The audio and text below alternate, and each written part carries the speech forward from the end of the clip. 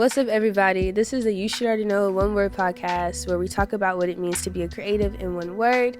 This podcast is meant to highlight you as a creative, to discuss how to maintain, develop, and balance your creativity with an emphasis on a 9 to 5. I'm your host, Lola Nychole, creative director, designer, stylist, engineer, and a few other things. And this podcast is powered by Friends with Imagination. So, y'all, I'm so excited. So basically, if you guys are new here, how are you doing? So in this podcast, I already mentioned it, but we essentially just talk about what it means to be a creative in one word. And if you are returning, I want to say I saw the stats for this year, and y'all, I am so thankful to be in 9 countries. I think 349 minutes worth of watched. I don't know. I'm very grateful for you guys. I did ask for feedback on how to make the podcast better, and you guys did say visuals and you did say audio. So real quick, I do want to shout out my good friend Hollow for taking the time out to do this and master this for me. So hopefully, I trust him a lot. So the audio is going to be perfect. So thank you guys so much for that feedback. And so today, I did want to say that this is going to be the last episode, not forever, but for the year of 2024. So I thought it was only right for our word to be reflection. So I always give the definition of reflection, but first, hold on. I did not do my call in. Jesus Christ. So I always say my Erykah Badu thing. Sisters, how y'all feeling? Brothers, I hope y'all all right. So now, since I've properly done the introduction, we can go straight to it. So reflection, the definition of reflection is the serious thought or consideration. So what we're going to consider or have a serious thought about is your year 2024 as a creative. Okay. So the first thing first is that we're going to have a clear end of the year reflection. So I want to take, a few minutes for you guys to really gather your thoughts together. You can pause this if you want real quick, but just kind of sit back and just reflect on your growth that you've had as a creative this year, and how it's been able to influence you. And what did you learn? What did you not like? What did you like? What worked for you? What didn't work for you? Don't got to spend too much time, but probably like a minute or so or two to just really, have a reflection of how the year 2024 went for you. Boom. So first things first. We want to get into what actually worked for you. So before we get into all the baggage and all the negative things that may have happened in your year of 2024, we want to get into the things that actually worked out for you, right? So first things first, your sleeping habits. How was your sleeping habits this year? You know what I mean? Like, did you go to bed early, wake up early? Did you go to sleep late, wake up late, go to sleep late, wake up early? What really worked for you? Like, actually take the time to not be like, oh yeah, that worked for me, but like, what did your body say in terms of working for you, right? I think that's really important because sometimes as a creative, we don't necessarily have a set schedule. Like, you could be in the studio for hours, like it's up until 1 a.m., but you got to get up at 6 a.m. to go do something. Like, there's different things in your life that happen where other days, like, you may have to work on a painting and get done at 10 p.m. and go to sleep so you can get up at, 6 a.m. the next morning. But what really worked for you in knowing that, like, your schedule may not be the same all the time, but were you able to kind of have some structure, or did you kind of have to go with the flow? Be honest on what worked for you. Other things to consider, like your creative processes. How did things work out for you from start to finish? Was it better for you to have an outline, or was it better for you to just jump straight into things? Was it better for you to work with a team all the way through, or get your thoughts straight and then bring your team in? Just kind of identifying what things worked for you, even going deep into your process. Like, if you are a designer, like, did it help you to study the things that you did first, or study as you went on, or like different stitching techniques, or as a photographer, certain, lenses that may have worked for you? Just whatever worked for you in general, your creative process is something that you really want to take note of. There's other things like eating schedules, certain relationships. Just write down anything that worked for you. And if I haven't said it already, this is going to be more so of a writing thing and an introspection thing. It can even be something that you really can meditate on and put this on and just kind of have me playing in the background. But we're really going to dive deep in the year of 2024 as a creative to allow you to really be honest with yourself and have that level of accountability and that level of self-awareness where it's really just you, and you can really figure out how to elevate yourself as a creative for 2025 and not just throw goals at yourself if you're not mentally and physically prepared to take on those goals. So we're going to move on to what did not work for you. So with everything that we just said of working for you, we're going to bring on the things that didn't work for you. So if there's anything that didn't work for you, you also want to take those things down and not to beat yourself up about it, right? This is just the time to sit here and think about things that you could have done better. And it's always okay to know that there's always room for improvement. So this is just a way right now for you to focus on things that may not have been the best, but where can we elevate and how can we move forward, right? So focus on what worked for you and what did not work for you, okay? So our next point is going to be one of the biggest things I feel like as a creative that we kind of overlook, but also, unfortunately, beat ourselves up about, right? So the question is, and the next point is, did we experience any burnout this year? And I want to say it's okay if you did. You know, like we live in a really fast-paced world. People always want content. You're focusing on your creative process, but you know that you had to keep your audience entertained and engaged, because these days it is very, very accurate to say that people are more so consumed with you as a person and who you are to buy from you and engage with you versus than your actual art itself. And even though we think that may be a negative thing and causes us to suffer in a certain type of way, I feel like it allows you to show up even more authentically in who you are if you look at it in a certain standpoint of these people actually care about me as a person and what I have to deliver. And you can always only share what you want to share, right? Like, anyway, I'm getting sidetracked, but that's something to keep in mind. But did you experience any burnout this year? If you did experience burnout this year, how did we handle that burnout, right? And if you don't know what burnout is, it's pretty much getting a high level of exhaustion due to a lack of inspiration or just physical exertion where you just honestly cannot process your thoughts. You can't think creatively. You're just kind of, honestly, you're burnt out. You've burnt the candle at both ends. And at this point, you need rest. You need a mental, break. You need a vacation. You need inspiration. You need to laugh, because I feel like burnout can be so close to depression because it's so hard to get out of. And you always beat yourself up because you saw it coming, but you told yourself that it wasn't coming, okay? So if you did, what were some of the things that may have caused it, right? Was it too many projects at one time, just trying to exert yourself in so many different areas because you want to hurry up and get things completed? Were the deadlines too close? Was there a lack of balance with your 9 to 5? We always talk about working a 9 to 5 and balancing those things, but realistically, it's very, very hard to balance a 9 to 5 sometimes, especially if every day you get off work, you are putting your time into your craft and into your business. And that's something that not that many people talk about, but it is a thing of like, it gets to a point where you're so close to burnout maybe, but you realize why you do it and what you do it for, that it's really easy just to kind of like push yourself through it and get it done. And I think that's one of the things that won't say is beautiful about burnout, but identifying right when you're at that point and it's like, okay, I need to dial it back and figure out why I'm feeling how I'm feeling, why my process is a little bit shaky, why I usually can come up with ideas quickly, but it seems like I've been struggling for this long point of time. And so really just having that way of kind of identifying before I get here, how do I stop it?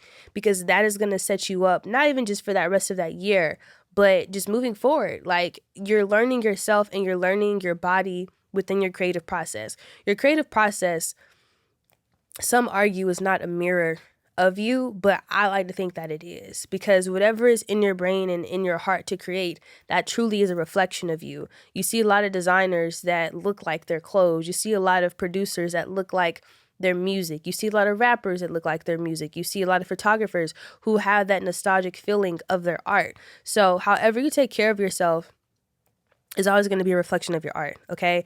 So with that being said, just still, was it a lack of inspo, a lack of adventure where you felt like you lost the identity of yourself because you were so busy trying to work? And I think remembering and reminding yourself that when you're creating, it's supposed to be a level of peace and supposed to be a level of alchemy, a level of transmutation to escape the physical world around you and to make it something into a very secure standpoint for you, okay? And if you didn't experience burnout, what were some of the things that stopped you from experiencing it, right? Like, was it effective planning, asking for help, taking the time needed for self-care, journaling, Jesus. Journaling your thoughts or having healthy habits, right? To me, I feel like this year I did really good not experiencing burnout. There definitely were some points where I was actually very much exhausted. But once I got to the point of exhaustion, I did not force myself to continue. I realized I am a human. I have a small team. How do things needed to, show up? And when I can show up, always know that I'm going to show up. Even for this podcast, I never for a second forgot about the podcast. But there's so many other things in life and level of exhaustion that I really forget. So what helps you not experience burnout this year? I feel like I did a really good job of maintaining things. Of course, I had levels of exhaustion, but I kind of just controlled those and kind of just made peace with a few things. So it was very easy for me to do that. So the next thing is taking the time out to review your work. So taking the time out to review your work, just kind of looking how your projects grew over the year, right? So, damn, I got so sidetracked. So how your projects have grown over the year. So looking at your first project you did of the year, comparing it into your last project that you're working on for the year, if you've already completed that project, just kind of looking at the growth that you've done and how it's kind of reflected with you as an artist, right? So you're going to look at your planning process. What planning process worked for like your best project? What worked very, very well? Was it having a team? Just go into the nitty gritty of the details, the applications you use. Did you use project management or did you just go with the flow? Outlining, having the resource that you need before you actually got on set or got to your location. Just really getting down to the planning things. And even if things worked well, how could they be better? And if they can't, still trying to find those loopholes on, what you could bring to the table differently. The next one is your purpose and artist statement. Did you have that in your, your process in the beginning, your planning stages? And then the second part of that would be the execution, right? So when you're trying to, in the process, like the actual live process of executing that thing, this is physically being on set, physically being in the studio, physically being wherever you are, that helped you with the execution part of your project. Go to your best project and look at that, and then go to your worst project or the one that needed the most work on and comparing the different things with that. And then obviously the final product, the final project, how did that look? Like, how did it make you feel in those times to create and finish that project and moving forward from that?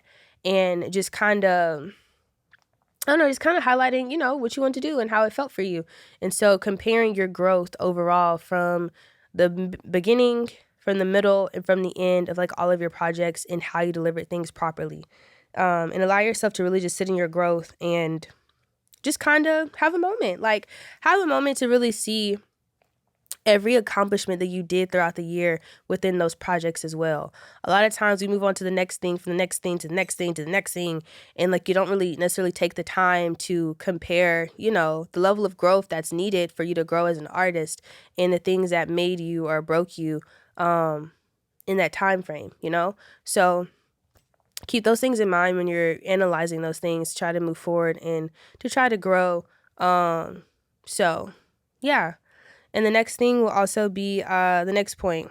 So we've talked about everything of year 2024. And so now we're going to talk about how to prepare for 2025.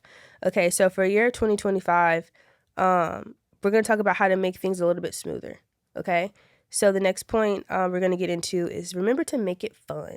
When you're planning your 2025, make it fun. Don't take it super, super serious, okay? I'm a serious person, but I'm not that damn serious, okay? Everything should not feel like a life or death situation. And I'll say it. Get rid of the New Year's resolutions. No tea, no shade, but half of us are not going to do them anyway. I'm just going to be honest. If you ain't start eating clean or start washing your brushes or clean up your studio on December 31st, it ain't just going to be that easy on January 1st. I'm just going to be so for real with you. If you're not actively doing like those habit type of things already, then it's really not going to make you any difference. But you need to focus on how important the tasks really are to you as a person first and as an artist second, and just kind of going through like everything that you can do to elevate yourself as an artist and as a person and for the greater good and how they make you feel. So to not get super emotionally attached, but do get emotionally invested, because that's usually, as humans, the only way that we're going to see a change is if, we put emotion into it, because we are beings of emotion, And so, yeah, that's an important thing, to note and take care of and to do. So, just kind of focus on those things, on how they make you feel, and how would you feel once you accomplish those goals? Like, how great would you feel to actually get a certain number of projects done, or to complete just this one project you've been wanting to do for years, months, and just how could that push you and elevate you as an artist with more opportunities, with better networking, better sense of awareness, a better sense of like self-confidence, and knowing that it's bigger than just, it's bigger than just that. So keep that in mind in moving forward with that. Know who you are and why you're trying to get these things done. And so this year I tried to, but I had a bingo card, and to make it fun, I had like all of my goals on there. And so each time I got it done this year, I'd like put a stamp on it. And once the bingo card would get full, you're supposed to make another one with the remaining goals and add new goals. And so that's a fun way to keep it there. You can put it as your laptop screensaver. You can put it as your phone screensaver, but it just makes things very fun and not like a job, if you will. We already are having a 9-to-5 job. And if you don't, your creative job is still your job. So don't give yourself anything more serious if you don't have to, So that's something to take note of as well. In a life script, I went on Canva. If you guys want the template, I can be sure to add one. But I had a life script where it was like my personal life, my creative life, my friends, my spiritual hygiene, my 9-to-5. But I put...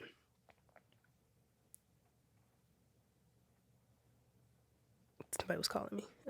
I put all of them on each individual sheet on Canva, and I got super descriptive. So if it was my art career, 10 to 15 new clients, for the year if you want, or 2 new clients a month, 3 returning ones a month, a certain amount of income that you want to make that month, new museums you want to visit, new places to go to get inspired, new materials, new software you've wanted.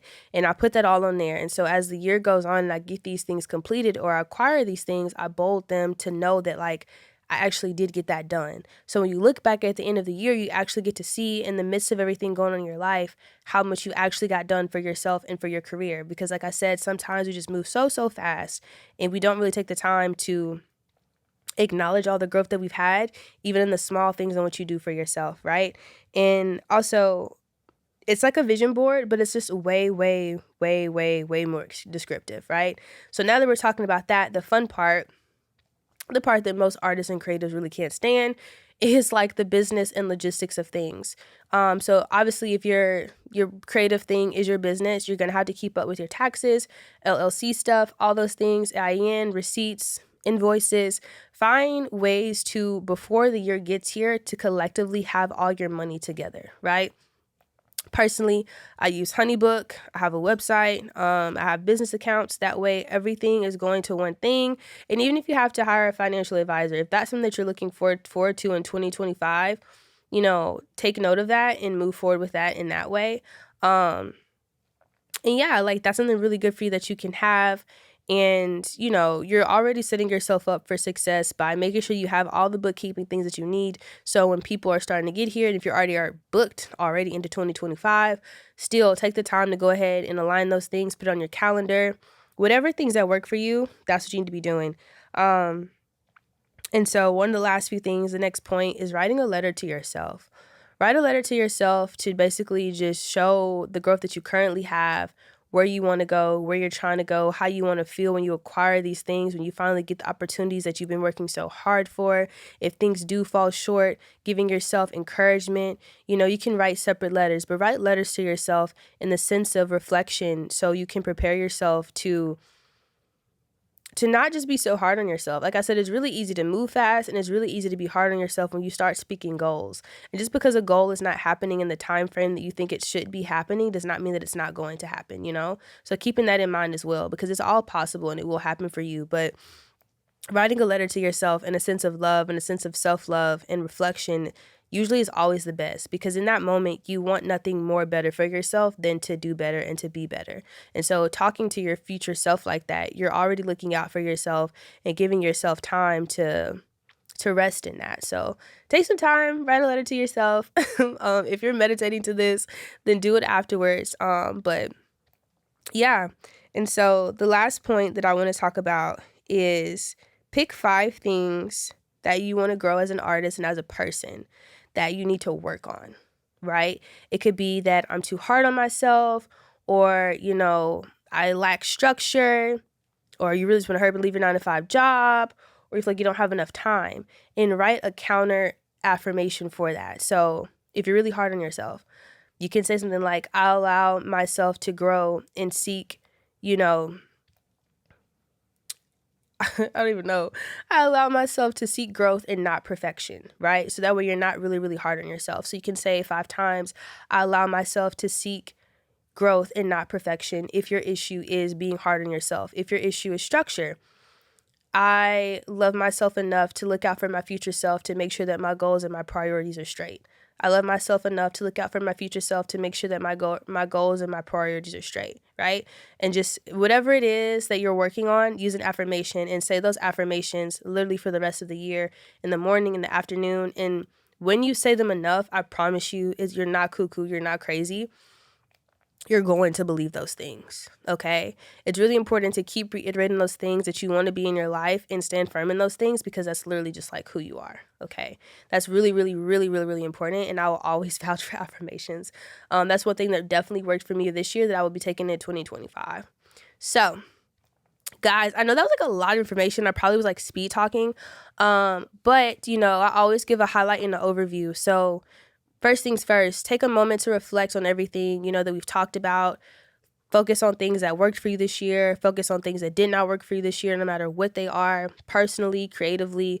And then take a moment to just compare your art for yourself and nobody else on how you grew, what worked for you, what didn't work for you, creative processes, sleeping habits, what softwares, you know, your planning aspect. How did you edit? What was the fastest way? Did you see a growth in your editing? All these things. And then, you know, taking the time to be honest with where you want to go in your life and being descriptive and not being afraid to ask or seek out for things that people tell you are only merely a dream, but they're not a dream. Like, they're real and they're a real reality for you. And then taking the time to just, you know, also seek community at a time like this and reaching out to your friends. You know, these times are very hard. Like, people are really hard on themselves. Like, money, like, we all know that as creatives we get paid in lump sums, and sometimes there's slow seasons and you're working your 9-to-5 and you want to be grateful, but there's just so many things. So just really, really, really, really taking the time to highlight yourself, who you are, and as a person, and just kind of moving forward and doing what you can do, you know, 111 on the clock, crazy. But just taking that time and, you know, being who you are for sure. And so, yeah, you know, I want to say thank you guys once again for tuning in to the podcast and just being present. You know, you can find us on friendswithimagination.com. You know, we're always there, and even my personal Instagram. I want to continue to have this podcast and elevate it in ways, you know, through visuals, through audio. Once again, thank you, Hollow. But I just want to, you know, be able to have a space and allow you guys to grow with me. And I think that 2024 for the podcast was amazing, and I'm excited to see what 2025 definitely has to offer. I'm only here because of you guys. So shout out to everybody that's been here. Continue to share the podcast. And I want to say, I hope y'all was feeling good. I hope y'all are all right. And I'm your host, Lola Nychole, creative director, stylist, designer, engineer, and a few other things. And I want to say thank you guys so much. And until then, until next time, I'll see you. Peace.